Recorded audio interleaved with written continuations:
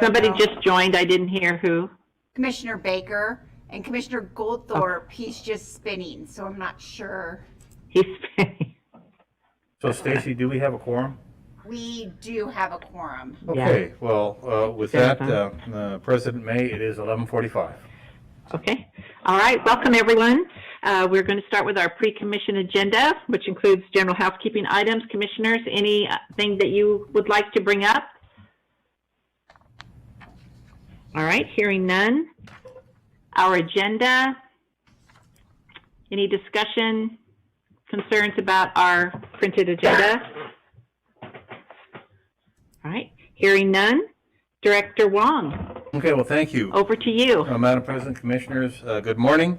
As you are coming in, you may have heard a discussion on school issues regarding COVID-19 and what Ada County has declared on their series or phases for school operations.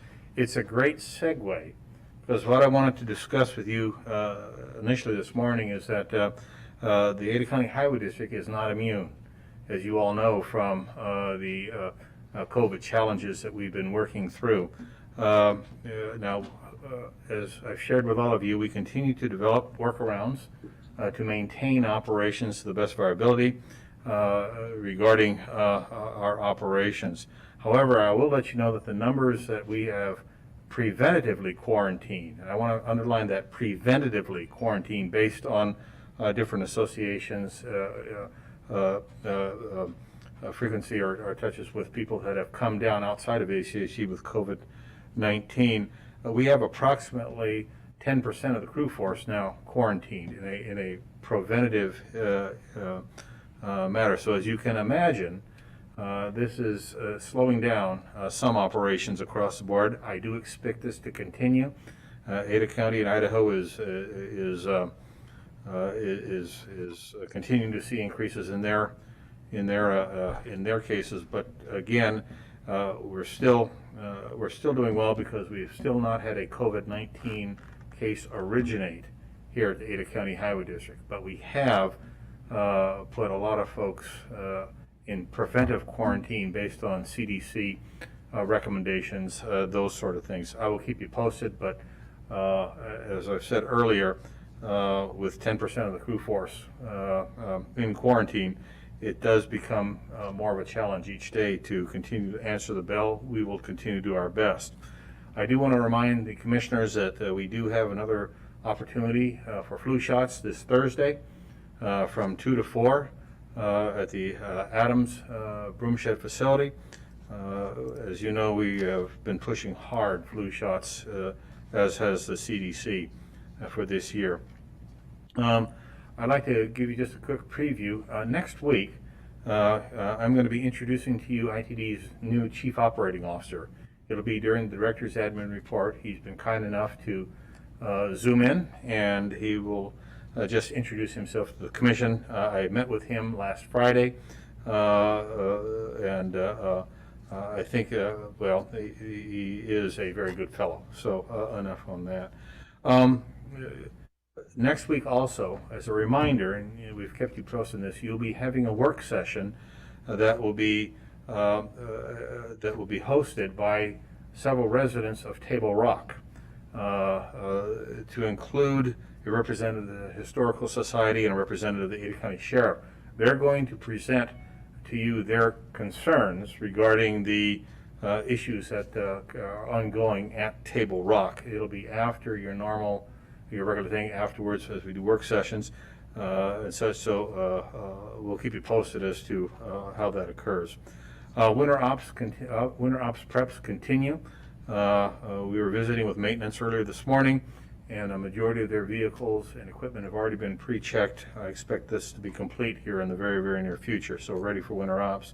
What's great is that today we had the demonstration for our new COVID fogging equipment for sanitizing vehicles. It is really an amazing innovation, and we have plenty of those foggers on hand right now. We'll be starting that process here shortly.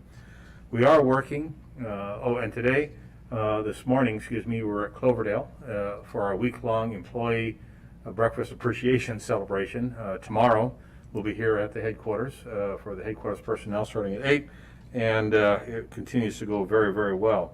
That being said, we're already working the Veterans Thanksgiving luncheon and the ACHD Christmas celebrations. Now, as with our employee breakfast, it's going to be different. It will not be the same scenario that we've done for several years, based to ensure that we are abiding by all of the appropriate requirements, restrictions, and recommendations from the governor's staff, CDC, and Central Health. So again, we are going to have an event for both of those, but it's going to be different as we move forward. Campaign signs. As you've probably noticed, there are a lot of them, and they're growing exponentially. We have our communications team has recently put out a new blog and update reminding candidates of proper placement for campaign signs, and we are underlining the fact that ACHD property is not a proper place to have campaign signs on, and we do let the candidates know that our sign graveyard is growing, and we are more than happy to return those because we know the expense involved with that. The Deputy Director of Plans and Projects application series closes this Friday. We have many candidates, and I will be reviewing all of the initial candidate packages here over the weekend, and we'll be starting interviews next week for that very, very important position. Again, our very aggressive timeline is to have the new Deputy Director of Plans and Projects in place on 9 November. We'll see how that comes out. And finally, we are still coordinating the 22 October joint session with Meridian. We have more to follow on that. There has been no firm agendas placed at this time, but we do expect assumed topics to be, again, the Linda Bridge proposal and the Amity Roundabout. More to follow as we work that this week. So that, Commissioners, that's my admin update for the week. I stand for any questions you might have. All right, thank you very much, Director Wong. Do we have any questions or comments for Director Wong, Commissioner? Yes, Madam President. Yes, Commissioner Goldthorpe. Yes, I would like to know if we're doing anything more than just updating our blog with regards to letting candidates know about their signs. Are we sending them out an email or a card or a letter or what? Sir, we as I've expressed with our team many times, when there is a known safety issue, then we will go out and address that and such. When we receive a concern, complaint, then we will go out and address that. We try to call the candidates because again, we understand the cost of those signs and such, but our teams have been instructed with a safety issue to remove those signs. Now, I will say this in absolute candor, our inspectors and maintenance, they're not the sign police and such. So they have a tremendous amount of responsibilities and tasks in front of them, especially coping with the decreased number of personnel we have based on our quarantines of our team members.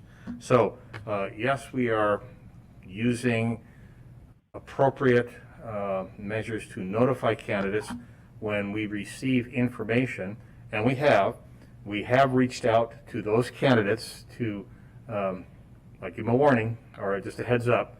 And then again, if there are safety issues involved or signs that are placed on ACHD properties, then they come down. And then we do call the candidates to say, we have your signs. Bruce, you mentioned that we would deliver those signs back to the candidates. I think that's a waste of our time. I said, as you mentioned, our inspectors have better things to do. Right, I agree with that. When I said deliver, sir, I meant we would let them know where they are, and we're more than happy to help them load them here. That's fine. Yeah. Okay. No, not door to door. We're not in the FedEx business, and we're not delivering signs back to candidates. No, sir, we're not. All right, thank you. Commissioners, any other questions or comments for Director Wong? All right, hearing none. Director Wong, thank you very much. like we've got a few minutes before we start our meeting, unless Thank you you. have something more. All right, thank you.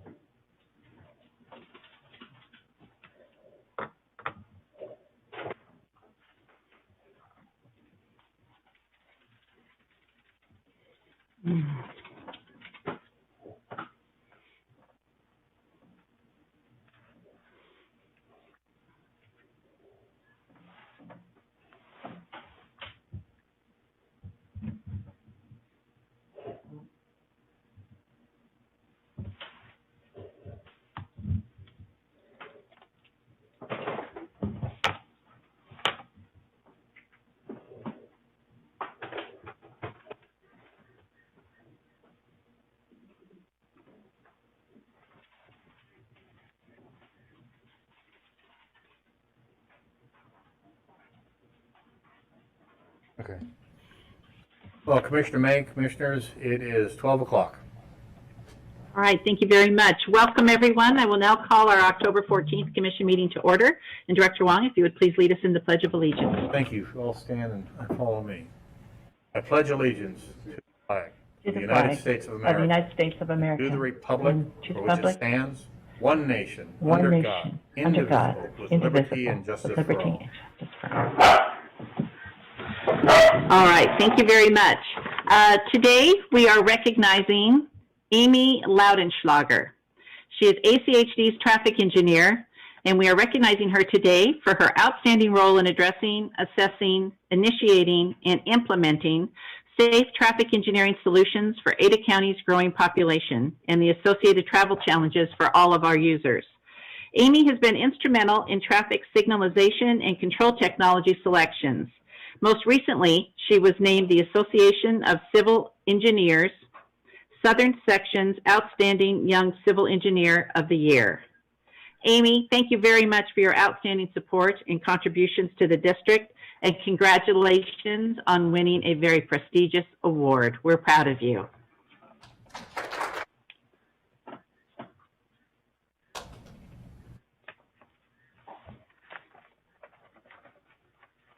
All right, thank you. Our first item is to adopt our agenda. Is there a motion? So moved. Second. Is there all right, we have a motion. All in favor? Aye. Aye. Aye. All right, thank you. Consent agenda.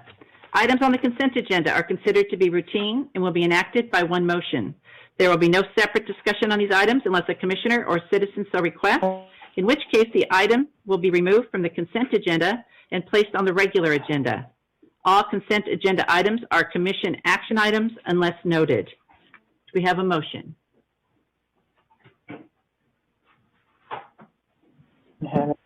Madam Chair, I would move to adopt the consent agenda. All right, thank you, Commissioner. And we have a motion and a second. All right, we have a motion. All in favor? Aye. Aye. Aye. Aye. All right, motion passes. All right, we have one item on our regular agenda. Staggs Crossing Subdivision, Rezone and Preliminary Plat Application, Request for Approval. Staff report. Okay. Oh, sure. Is it Paige? Yes, thanks, Madam President and Commissioners. Get an else Welcome, Paige. All right. All right, thank you, Madam President and Commissioners. For the record, Paige Bankhead with Development Services. This is a decision briefing for a preliminary plat consisting of 113 single-family residential lots and 22 common lots and 67 acres. This application was on the consent agenda, but was added to the regular agenda at the Commission's request. This development is estimated to generate approximately 1,164 vehicle trips per day, with 114 trips occurring in the PM peak hour. The applicant and staff are in agreement on all findings for consideration and site-specific conditions of approval. This application is before you at the request from the Commission that all development applications on Beacon Light Road come before the Commission. As part of the site-specific conditions of approval in the staff report, the applicant is required to widen the pavement on Beacon Light Road abutting the site to 17 feet from the center line of the roadway, construct a minimum 5-foot wide detached concrete sidewalk, and dedicate additional right-of-way to total 48 feet from the center line of the roadway, consistent with the master street map. The applicant will also be required to construct a dedicated westbound left turn lane on Beacon Light Road when Staggs Avenue is constructed with the subdivision to intersect Beacon Light Road, consistent with the traffic impact study recommendations. This application meets all ACHD standards and policies, and staff recommends approval of the staff report as written. I will stand for questions. All right, thank you very much. Commissioners, are there any questions? Yes, Madam Chairman. Commissioner Goldthorpe. Yes, I thought I'd better indicate that I was the one that asked for this to be removed from the consent agenda and then explain why. I'm fully fine with the staff report as written. I'm concerned, more than just concerned, over the limitation that we have to place or to approve only a 5-foot curb gutter and sidewalk. This is an arterial. This is in an area that's growing very quickly. This is in an area that we have decided is going to grow fast enough that we need to widen the heck out of Linder, which is close. And I believe that we should defer this particular decision until after the City of Eagle has annexed and rezoned it so that we can require a multi-use pathway instead of a 5-foot sidewalk.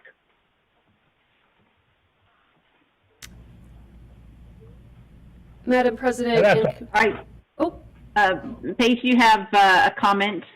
no, I'm I fine. believe Commissioner Goldthorpe was giving his reasoning behind. He's not making the motion quite yet. Right. So Sure. if any other commissioner would like to comment on Commissioner Goldthorpe reasons or have any other questions for Paige? Now, I have asked Steve, by the way, to prepare an explanation as to why we cannot approve a multi-use pathway or require one at the present moment. So perhaps Steve could come up and do that now. I'd appreciate it. And I do believe we do have that on our list of proposed legislative items for this session to have that addressed. Welcome, Mr. Price. Thank you, Madam President. For the record, Steve Price, ACHD General Counsel. There is a statute in Idaho Code 40-1616 that limits the construction of sidewalks or pathways in excess of 8 feet in outside city limits. And as Madam President, as you indicated, we've talked to the Commission about going to the legislature and having that law changed. And in the next presentation, I'm happy to go into that more detail. But the problem that's facing us is that this application has there's another tenet of law in development law, and that is that the law at the time of the date of the application controls, and any subsequent change in law does not apply. And so, the developer most certainly has met all of ACHD existing policies at the date of the application. And any subsequent change in law, he most certainly would have the argument that it does not apply. So even if there's an annexation, he most certainly is vested at the date of the development application, and I'm afraid we would have a difficult time enforcing the new or the existing law based upon a change in the land use or designation from if it is annexed into the city. Madam President, Thank you, Mr. Price. Commissioner Goldthorpe. is there any big problem in us asking the developer if they would consider doing this? I know we have received developments outside of the city limits from other developers where, because they understand what our priorities are changing towards, have automatically offered the multi-use pathways instead of a 5-foot sidewalk. Is that a possibility? Madam President, Commissioner Goldthorpe, there's never anything that prohibits us from requesting, although Gary Inselman just reminded me that our existing policy does not have anything within the policy that we could that it is a policy that we can require, but we most certainly can ask. I don't think that that would prohibit the adoption of the current application. But we most certainly can ask. And so with that, and in the next presentation, I'll be discussing that we may need to have a change in our existing policy to allow us to require pathways and side paths in excess of 8 feet. Thank you. Thank you, Mr. Price. Commissioner Baker? Yeah, so this is a requesting approval of annexation, rezone, conditional use, preliminary development plan application, and a preliminary plat application, right? And it goes before the City of Eagle, Correct. right? Correct.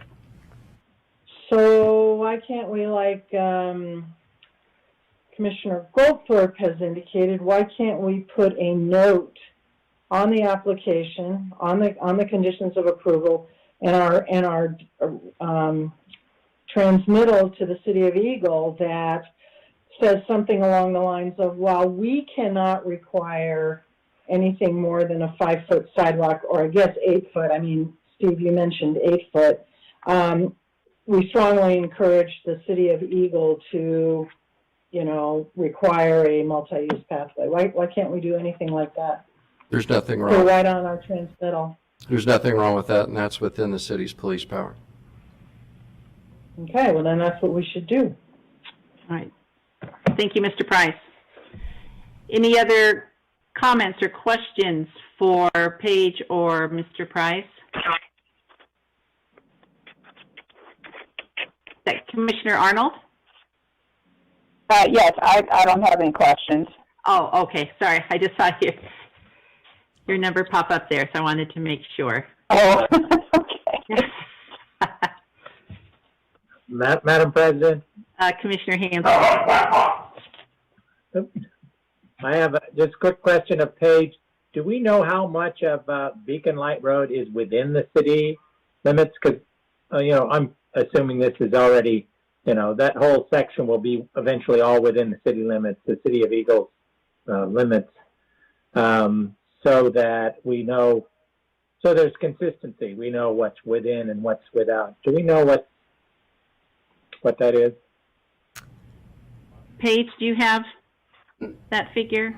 Madam President and Commissioner Hanson, no, I do not have that information. I can find it out for you, but I don't have that.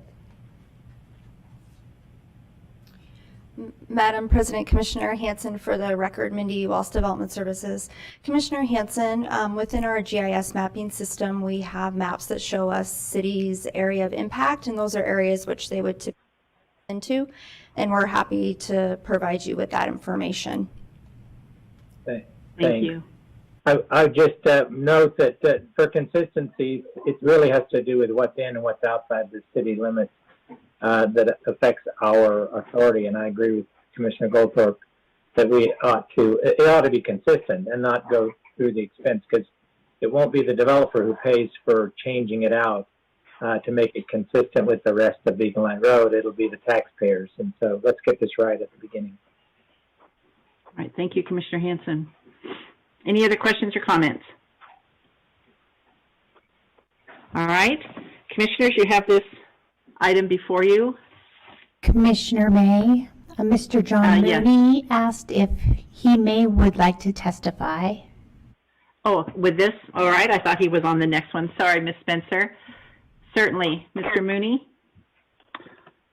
Madam President, Commissioner John Mooney, 7153 East Highland Valley Road. Thanks for your time. I think Paige and Mindy have added my written comments from an email yesterday where I looked this application over, and I just wanted to make a couple comments. One was the process of how these come about, and basically the process in the reports.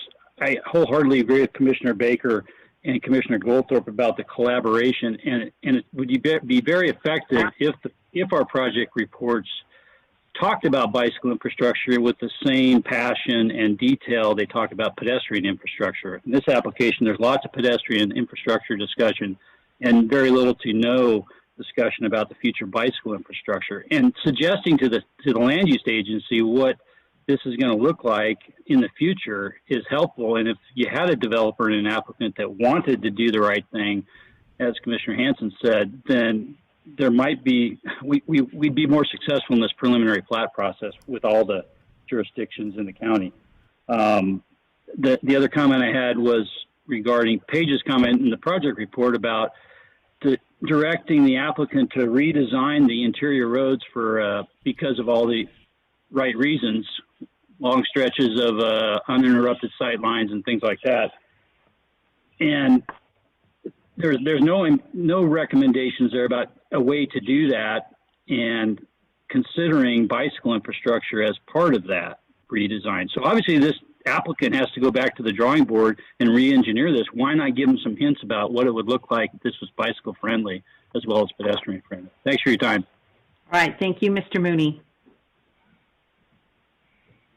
All right, Ms. Spencer, is there anyone else that would like to comment? We do not have anyone else signed up. All right, thank you very much. All right, commissioners. Madam President, Commissioner Hanson? thank John Mooney. That reminded me. I wanted to give kudos to staff for making the analysis in the staff report regarding traffic calming. We've discussed this with other developments. And anticipating that, yes, this will be used as cut through, Linder, and Vegan Light. And so that it's real important that those traffic calming features be incorporated at the beginning, the passive ones, not just speed bumps. In fact, if you referenced. So I thought that was really good. I want to give staff kudos for that. Thank you for reminding me, John. And I would agree that, incorporating it in all modes. It's pretty clear that the residents of this subdivision will, most of their cycling and walking and driving trips will be down to the southeast to the high school and to downtown. I think the high school is 3 miles away. And so knowing how anticipated movement of by all modes would operate out of this neighborhood is real important to do that analysis. Thank you. All right, thank you. All right. No other comments, commissioners? You have this item before you. Madam President, Commissioner Goldthorpe. I would move that we approve this particular annexation, rezone, and plat approval as submitted by staff, and forward it to the City of Eagle with a letter strongly recommending that they require a multi-use pathway instead of a 5-foot sidewalk. Second. All right, we have a motion with the second. Any further discussion?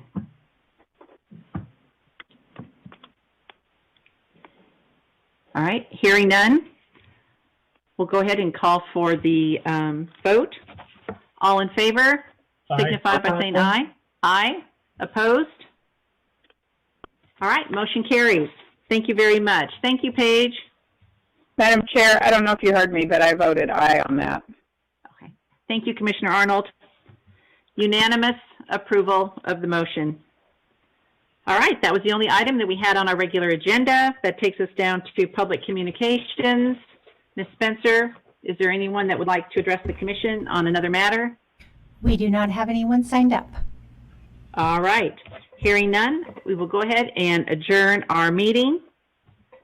Thanks to everyone, and now we will transition right into our work session. We have 3 items on our agenda for our work sessions.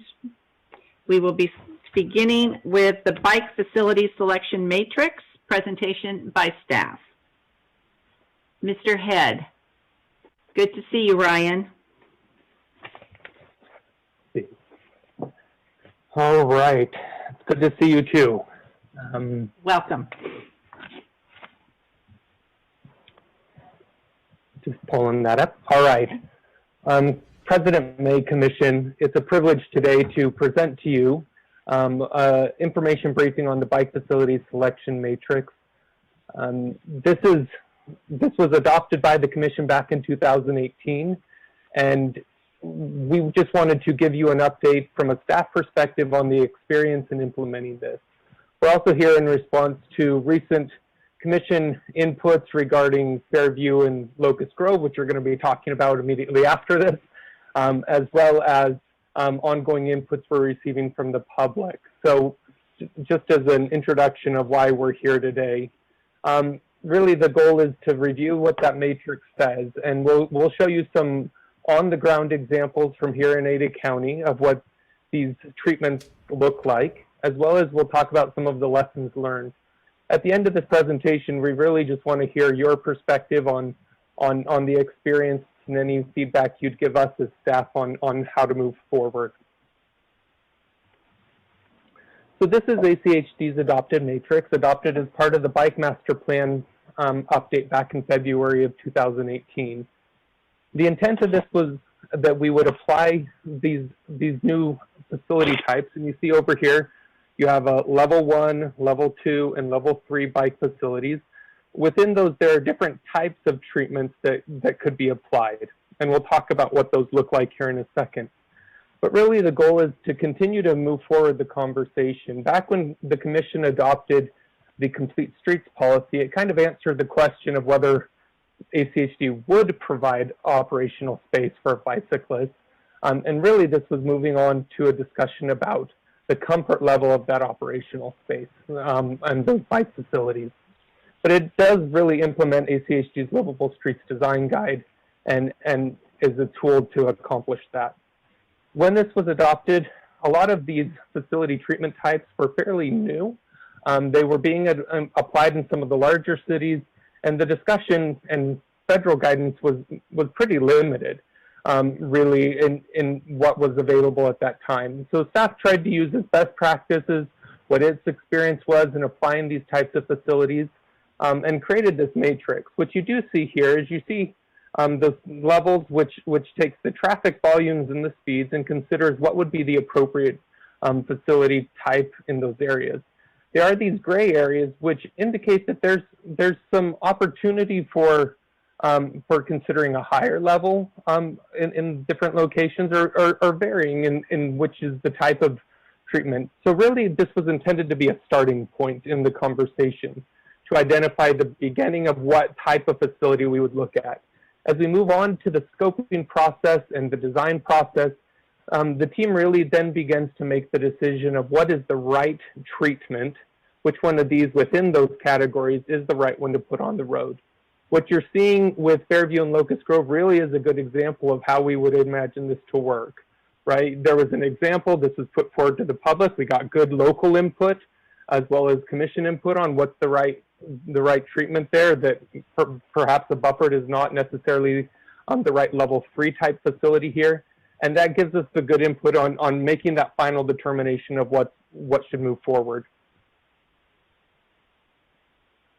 That matrix was then applied on a map to the roadway network. And this was the map that was adopted back in 2018. And what you see here is the planned facilities. The dashed lines are the ones that would be implemented in the future as the network builds out. The solid lines were ones that were considered completed corridors. You'll note just a couple of things. As noted earlier, that this was intended to be applied to new designs. Where you had a roadway that was already built out. For instance, in this case, let's use Ustick as an example. Ustick was built out with bike lanes and sidewalks. And a lot of that corridor is complete. In today's world, after this matrix was adopted, it would have been designed, and we would have included a level 3 type facility. But because it was already built out, the map adopted and recognized that and included it as a level 2 within the map. But on new facilities where you see a lot of these blue dashed lines, we were showing where those level 3 facilities would be implemented. Another thing to recognize with this map is that it was intended to be a living document. Every year, ACHD adopts neighborhood bike and pedestrian plans. As we go out and do those, we take this adopted map on the bike side and say, this is the network we have identified for this area. What changes do you think we might need to make? Are we missing something? An example of how that played out is with the North Meridian plan you just adopted. In that plan, these corridors that didn't have designations applied to them all received designations within that plan. And so this map, while it was what was adopted at that time, it's continuing to live. And the final version we report out in the annual report and the current version, because it continues to be modified with your adoption of updated neighborhood plans. The intent is to review every neighborhood once every 10 years.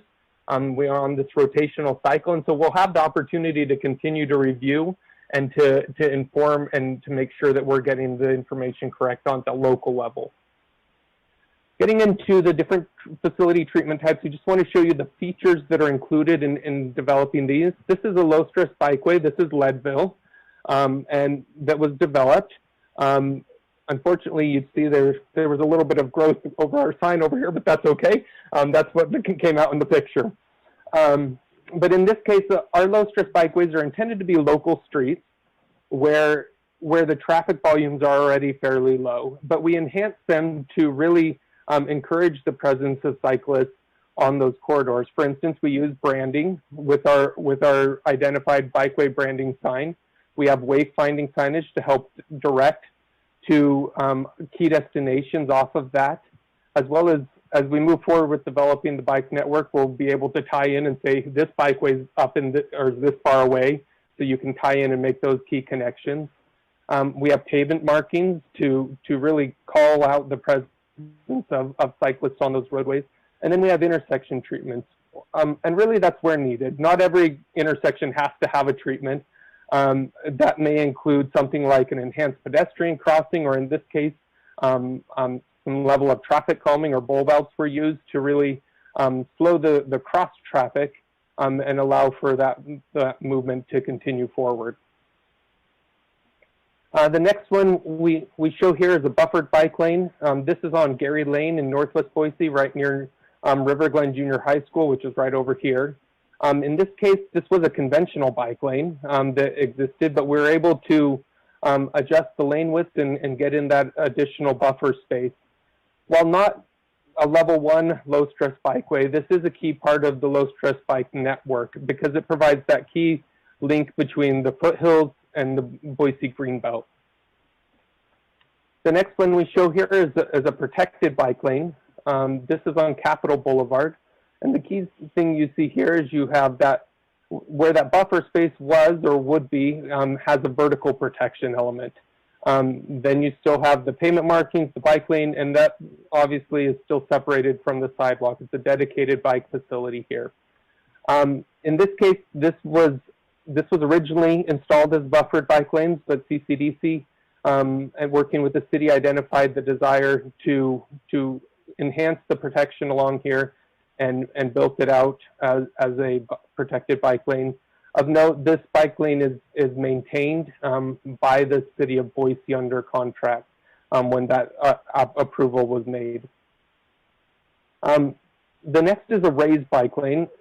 This is installed on Cloverdale. That was done as part of that emergency response project. In this case, there's a 3-inch rolled curb to allow the bikes to come up on it, but it provides at least some vertical separation from the roadway, so it's elevated above that. You still have that separated sidewalk. Now this can be at this 3-inch level, kind of a half curb, or the full 6-inch curb, which we typically install. So it can be at the full level. This is the discussion that's being had, one of the options being had regarding 11th Street downtown that CCDC is exploring at this point in time. In this case, we elected to go with the lower level because we could still sweep it, but the elevated is still an option and is part of the discussion as well. The next facility treatment type we have on our matrix is a cycle track. This is on Main Street across the bridge here. This is a 2-way bike facility. Often these are used in locations where you have 1-way traffic to allow that 2-way directional traffic. Initially, and it includes some vertical level of protection. Initially, this was installed with candles, kind of a form of a pilot to test and see how that would work out. But the decision was made ultimately to install the full Jersey barrier to fully provide that strong protection between the bike facility and the roadway traffic. And again, you continue to have a separated sidewalk here. And the last facility treatment that we have on the matrix is a multi-use pathway. This one is on Federal Way. It is part of our low-stress bike network as well. While it's a level 3 facility, it provides that long link. It has very few crossings of driveways and or roadways. It is a combined bike and pedestrian facility, so the width is important here. You typically try and get at least a 10-foot pathway to accomplish those. And then it's buffered from the roadway. In this case, there's a parking lot here, and then the actual federal way is off the screen. But these combined facilities are valuable in key locations.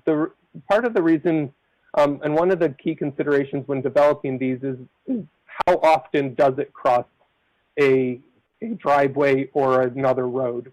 The challenge you have there is that out of direction traffic, where people are traveling at that higher speed on a bike, coming in a direction that's not typically expected. You expect bikes to travel along with the vehicles in that same direction. So people are looking that direction, and you may have a high-speed vehicle coming from the opposite direction, and it creates a different environment where you need to take some added caution in designing and developing these.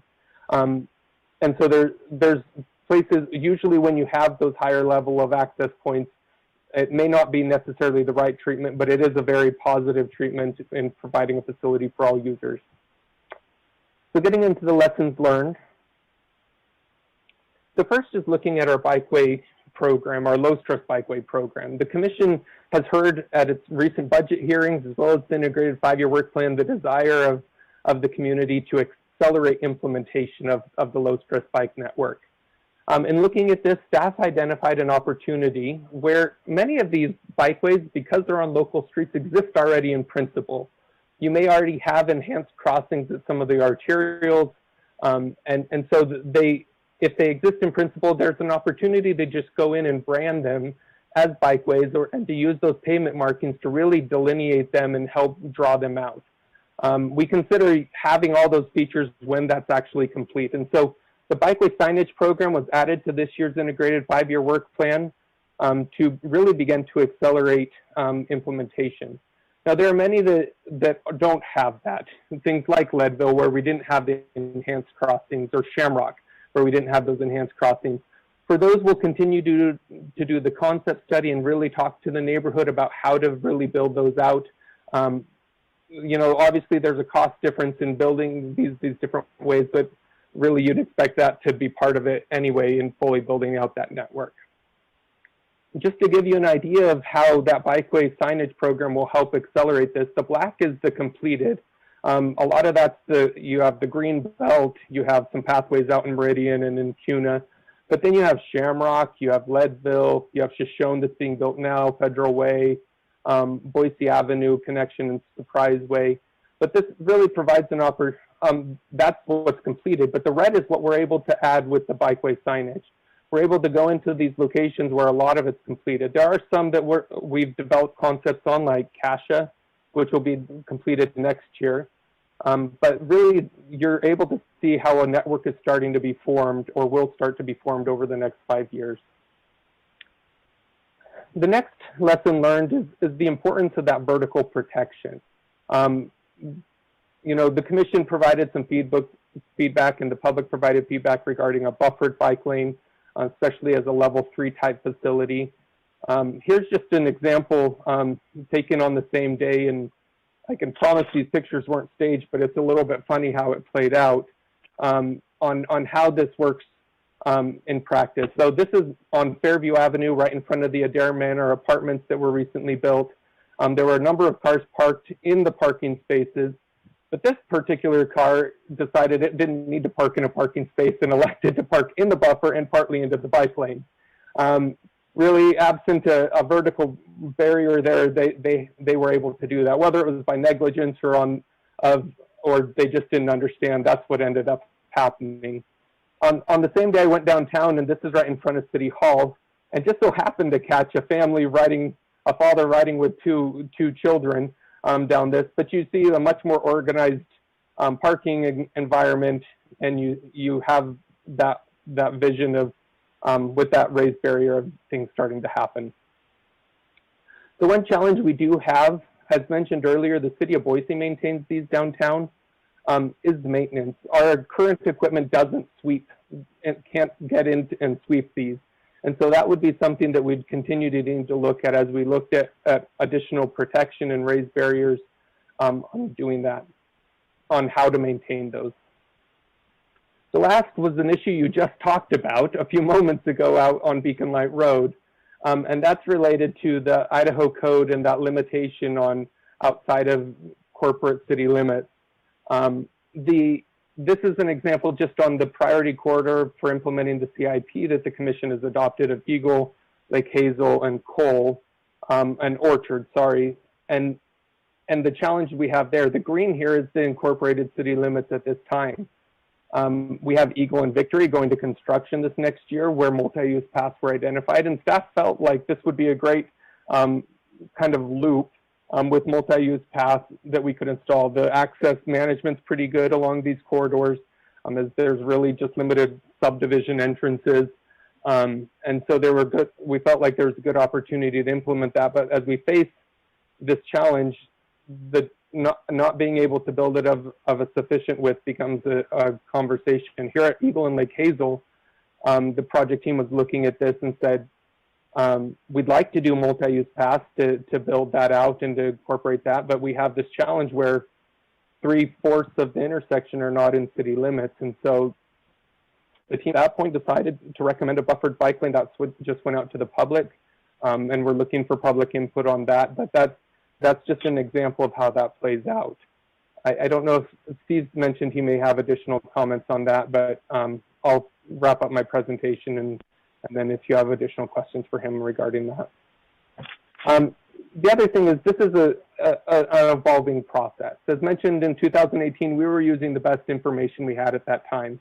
A year later, FHWA released a matrix and a guidebook for selecting bike facilities that looks like this. You notice there's some gray areas on their matrix as well, and some of their definitions are a little bit more limited than what we have. But really what they were looking at is nationally, trying to meet the needs nationally of what this could look like. And we value that ongoing perspective from FHWA, from NACTO, from AASHTO, ITD, as they look at these things.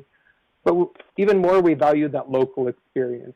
We have a bicycle advisory committee that advises the commission on these things, and can guide the commission in any modifications or direction there.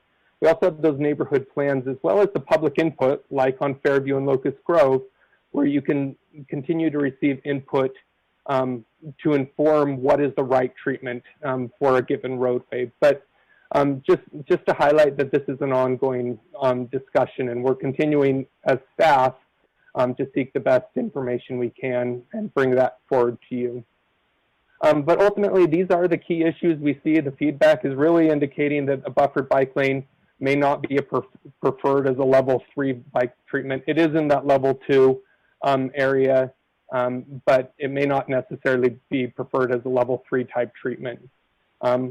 Ultimately, vertical protection is important, but we do need to work through the maintenance discussion and how we address that from a staffing and equipment perspective, as well as the efforts that are ongoing to work on that pathway limitation with the legislature. But at this point, we really would like to turn it over to you on any input you'd provide us as staff on this and your experience in implementing this as we work to do what you've directed us to. Thank you very much, Ryan. A lot of good information. Are you going to be doing an update with the BAC as well with this? It might be valuable, or did you already? I invited the BAC to this and indicated that I would be happy to come visit with them at their invitation. Okay, a lot of good info. I, for one, and I've already expressed this at one of our earlier meetings, but that overlap, that little gray area with 2 and 3, the buffered bike lanes, I just don't think there's any reason to have a buffered bike lane in that level 3. That is kind of concerning to me. So we can have further discussion on that, but I would like to see that change. I just don't see the benefit to that little bit of overlap. So, and we have gotten a lot of feedback on that one as well. But thank you very much. This is very informative and appreciate you putting it all together for us. Commissioners, any questions, comments for Mr. Head? Yes, Madam President. Commissioner Goldthorpe. Ryan, thank you very much. As usual, an excellent job. I happen to agree with Commissioner May on what she just said about the duplication of the level in both level 2 and level 3 on the buffered bike lanes.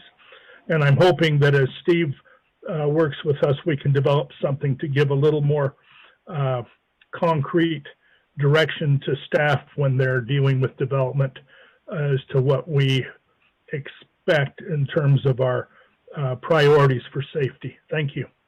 All right. Thank you, Commissioner Goldthorpe. Any other commissioners? Any comments, questions for Ryan? Yeah, Commissioner May. Commissioner Hanson. Yeah, I also want to echo the same appreciation for this analysis. Each year it gets a little more detailed and better, mostly because we're learning. I'm hopeful. I take from Ryan's presentation that since this is a living document, and he's referenced the newer research and the newer analysis by the FHWA, that we'll be incorporating that. As you indicated, for example, the appropriateness of buffered bike lanes on level 3 facilities. The other thing I'm encouraged to see is the gradual incorporation of these in the analysis of not just projects, but proposals, developments that are coming in. And we're looking at it through the lens of how do people move around their community on bicycles, but also obviously walking. And I believe when you said maintenance was an issue, that was actually part of what we budgeted, to increase the resources available or shift the resources so that we have the capacity with smaller vehicles to do some maintenance. And then my understanding is, in the meantime, we have the resources to do on those few facilities that we currently have, but hopefully they will grow, to contract that kind of maintenance work. There are companies that do that all over the place. I think Clean Sweep's one of them. So I'd encourage us to do that. And then the last comment about, it's just this bizarre thing how just because we're a highway district, but we can't, it came up in that last development, within the city limits. We should probably make it clear, if the legislature won't give us this authority, we should enter into an agreement with the city and the county, both of which have much broader authority, so that it becomes a partnership and we don't have these ridiculous breaks with city limits or with this system, because we could invest hundreds of thousands of dollars into a great facility, but then if there's a significant break, it doesn't function. The ultimate test, and I think that's why it's a living document that Ryan, I think, aptly described. The ultimate test is it going to be used?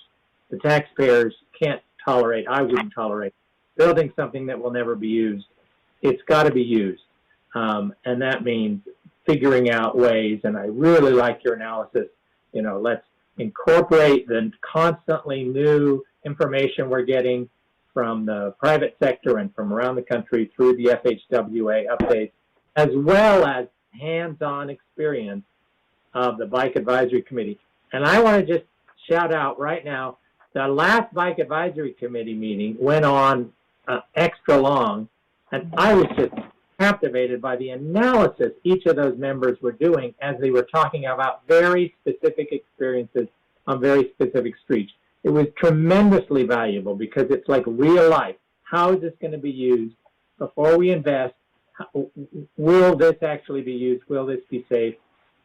It's great. I just think we've got a fantastic advisory committee, and I know several of those other commissioners are listening in. I'm sure you would agree that was a really good analysis, and I'm sure the staff learned a lot too from that discussion. Thanks, Ryan. Absolutely. Thank you, Commissioner Hanson. Any other comments, commissioners?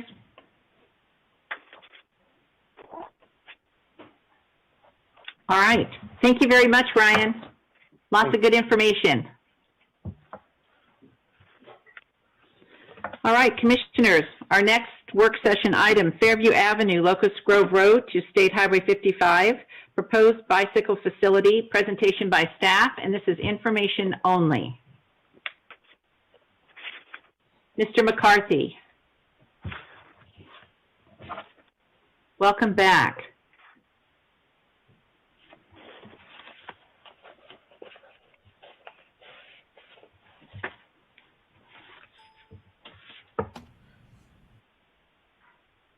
Sorry about that. All right. No problem.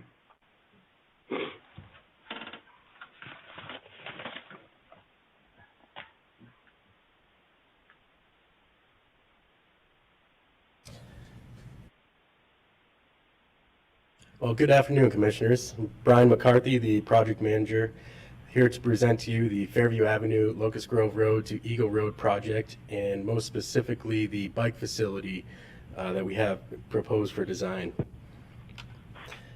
I was last here in front of you back at the work session on September 2nd, where we briefed on the results from the online open house that occurred in June.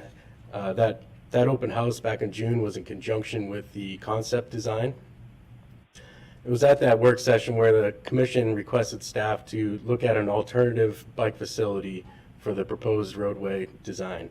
If you recall, at that time we had a buffered bike lane design, which was the 5-foot bike lane with the 2-foot painted buffer strip, which was on the roadway surface.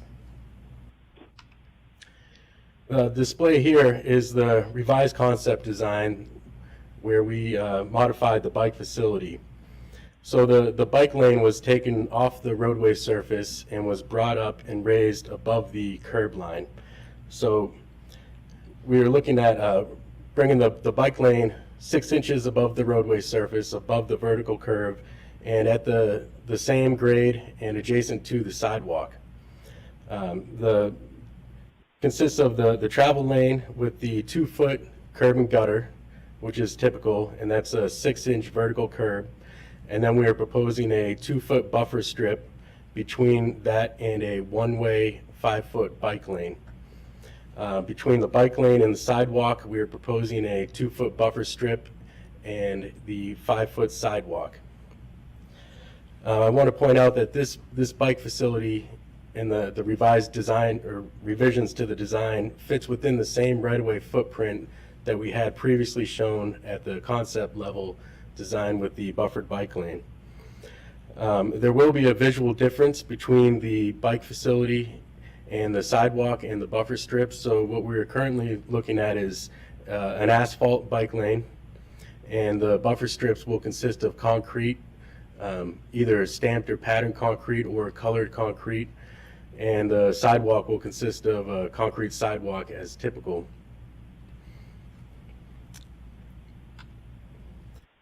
The display of the intersection shows this bike facility throughout the Fairview legs of the intersection, but also I wanted to point out that we also have it on the Locust Grove segment, so south and north of Fairview, to provide consistency through the intersection. We carried that on the north and south legs as well.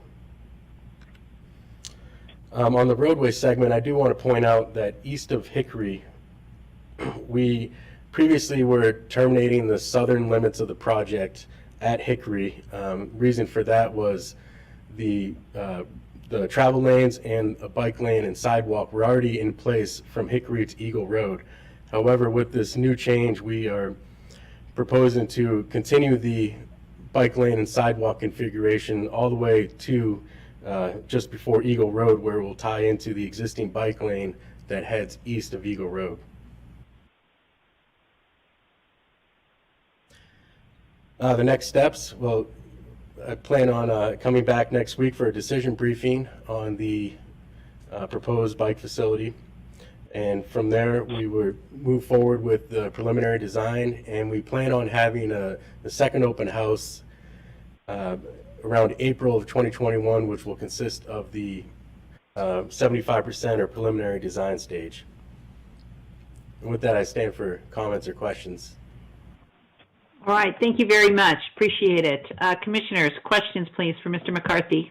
Yes, Madam President. Commissioner Goldthorpe. Yeah, I just was wondering, I'm not a bike rider, although I do know how to ride a bike. But I'm wondering just how likely it is that cyclists would adhere to that narrow one-way bicycle facility. Have we asked any cyclists if they would adhere to that, or were they laughing too loud, or what? I mean, I'm scratching my head over that one.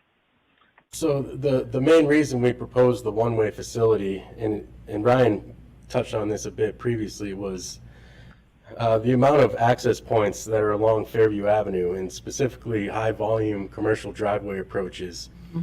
The main concern with having a non-one-way bike facility and having or encouraging two-way traffic is those access points, and having the out-of-direction bicycle travel approaching those driveway access points where a vehicle entering or exiting would not expect them coming from that direction. So coming from the right side if they were exiting onto Fairview Avenue. That was a major safety concern of our design team on trying to avoid, which is the reason we are looking to implement the one-way, specifically striped directional bike lane. Well, I understand the thought behind it and the reasoning. I'm just wondering if anybody will do it. Kent, Madam President, Kent? Commissioner Baker. Yeah, I think it's good that they're trying to show one way and encourage one way, but I think what we've seen throughout the county is it really doesn't matter to bicyclists. They'll do what they want, when they want, where they want it. Hopefully they'll adhere to it, but I wouldn't bet the farm that you're going to get 100% compliance. Any other questions or comments? Madam President? Commissioner Hanson, please. Thanks, Brian. So this is the first time I've seen this design, so I'm looking forward to sitting in on the discussion with the Bike Advisory Committee. I actually think they take a very thoughtful approach. Some of them will want to look at some facilities similar to this. I'm not an expert at cycling, but I know that one of the questions probably is about crossing, so that if you're a cyclist and you're approaching it from the south or you're approaching it from the north and you want to go to a business on the other side, what are the crossings? Because that is a long, and it's the same for pedestrians, the pedestrian crossings.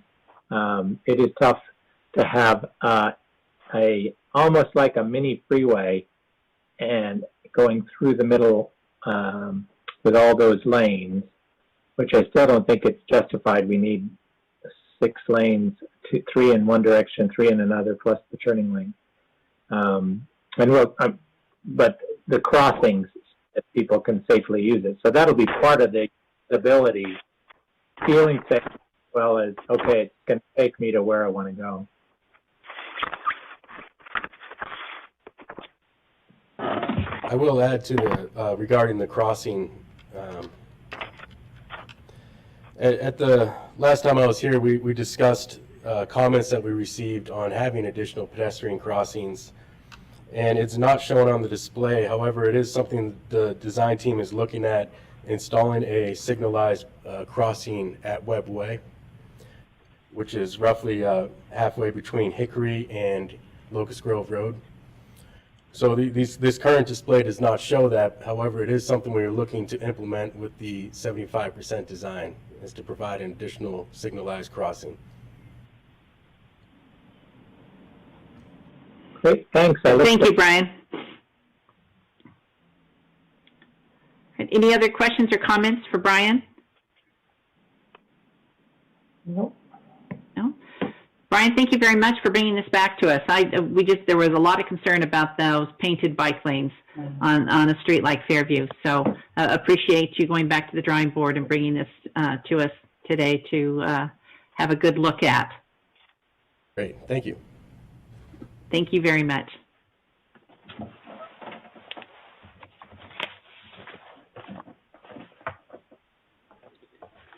All right, commissioners. Our next item on our work session is Oakwind Estates Subdivision Development Agreement Modification, presentation by staff. Mr. Inselman. Welcome. Thank you, Madam President, Commissioners. For the record, Gary Inselman, Deputy Director. This is an information briefing only on the Oakwind Estates Subdivision and Development Agreement Modification. We have received a preliminary plat and a DA mod from the City of Meridian. for the Oaks preliminary plat. The DA mod is to add 2 new housing types to a multifamily component of the larger development.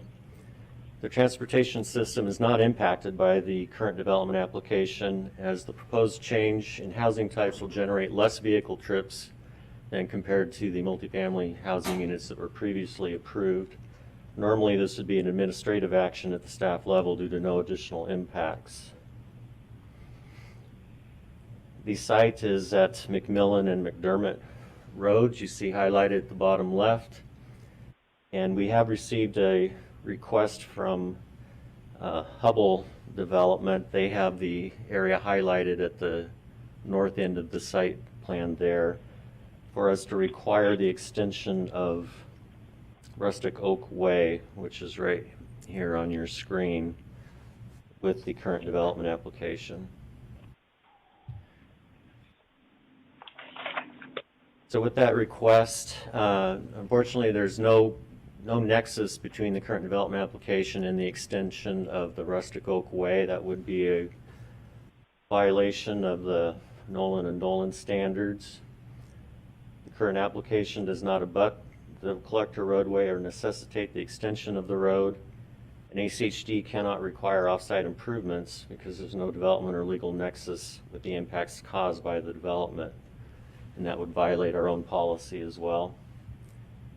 Staff is procedurally and legally prohibited from making a finding to support a requirement to extend the collector roadway. And we're here today for discussion by the Commission. If the Commission would like to express an interest to the city in the extension of the collector roadway, or give staff other direction on wanting to hear this as a regular agenda item in the future. So with that, I would stand for any questions you may have. Madam President. Just one second, Commissioner Baker. Mr. Instman, could you put the map back up there, please? So Hubble is the yellow, the outlined area in the yellow? Madam President, that's correct. Okay, and the request is being made of the development that's indicated by the black lines that says site. Is that? The black lines labeled site is where the current development application is located. Okay, It happens and to be then the are there, same- I'm sorry? I can say it happens to be the same developer that's developing this larger area south of the Hubble development. Okay, and that area right there south of the Hubble development, in between there, are there plans to have that developed? What is that proposed to be? Madam President, that is part of the Oaks North preliminary plat and will be a future phase by this developer. The issue is that ACHD cannot dictate the phasing of the development. All right, I've got that. All right, thank you very much for that clarification. All right, sorry, Commissioner Baker, go right ahead. Yeah, I'm the one that asked that this be put on the agenda because I think it's important for us to at least weigh in. You know, we have we're always talking about having mid-mile collectors, and this actually does do a mid-mile collector, although who knows when that's going to be actually built out, which is unfortunate because this is at an area of the county that's really growing extremely fast. It's McDermott and Black Cat. I mean, who would have ever thought we would have a massive development out at McDermott and Black Cat and McMillan and Shindon? But that's what we're seeing. And, you know, it's only going to get more congested in this area. So I propose that we do just like we did earlier today and just like we did in a number of other situations. We send whatever the staff needs to send to Meridian regarding this development agreement, but that we put into it some language that states the ACHD Commission believes mid-mile collectors are an integral piece of our transportation network. We strongly encourage Meridian to use the development agreement modification application to ensure the mid-mile collector Rustic Oak Way and the Oakland Estate subdivision is completed. And then I would even like to see us say something like prior to any more houses being constructed. The application for this Oakwinds, I think it's called Oakwinds Estate, isn't it? Yeah. The whole it's a huge subdivision. It goes south of McMillan, it goes north of McMillan, it stretches from McDermott to Black Cat. I bet it's a mile square. And originally this was plat or given to us as a complete subdivision. And I can't share my screen, and if I put it up, I don't think you could see it. But I mean, it's clear that there's every intention of developing the rest of the area that you see that's blank right there. And it would be, I think, to everyone's benefit to have them develop it more quickly rather than delay it. So that's why I asked that to be on the agenda, so that we could send a note to Meridian.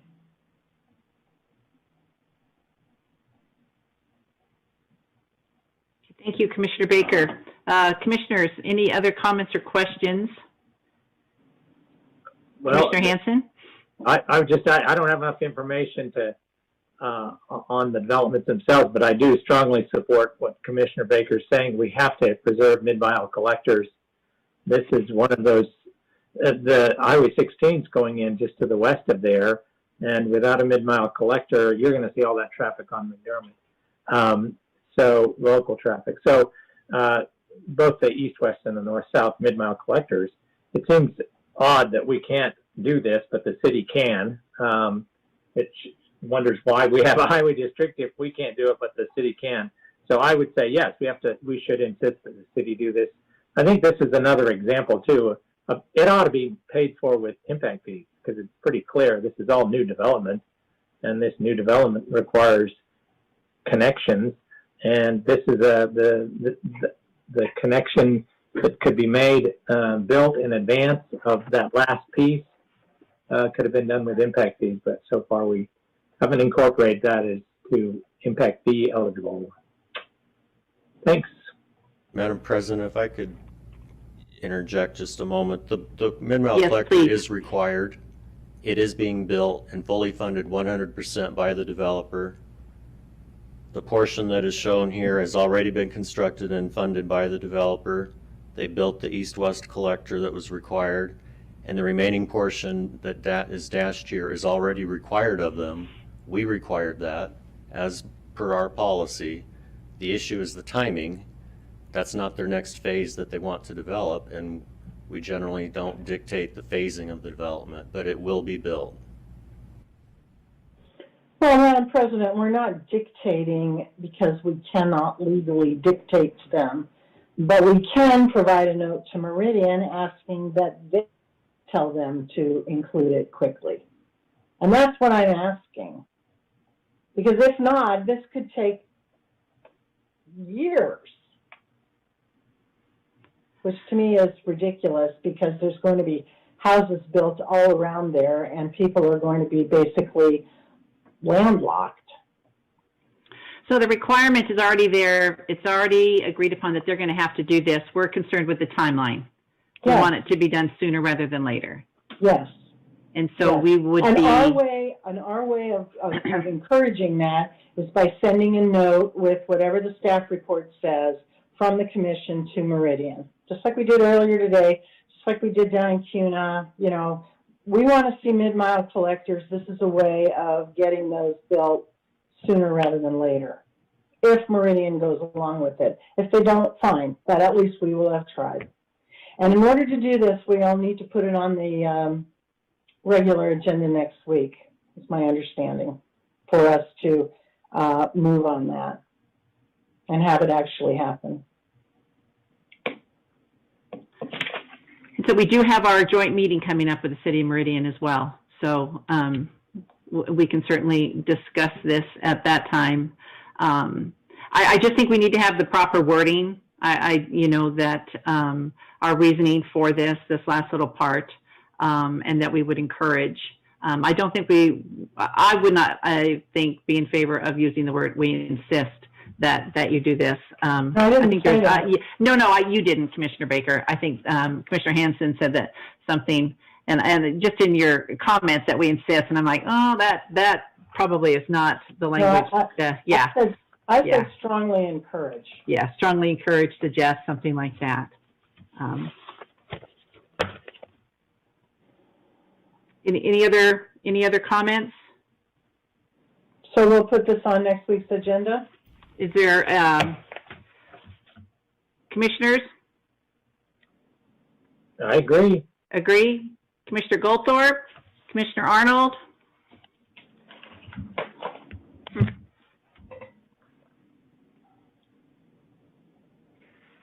All right, well, looks like we've got consensus here to have us on the agenda next on the 21st.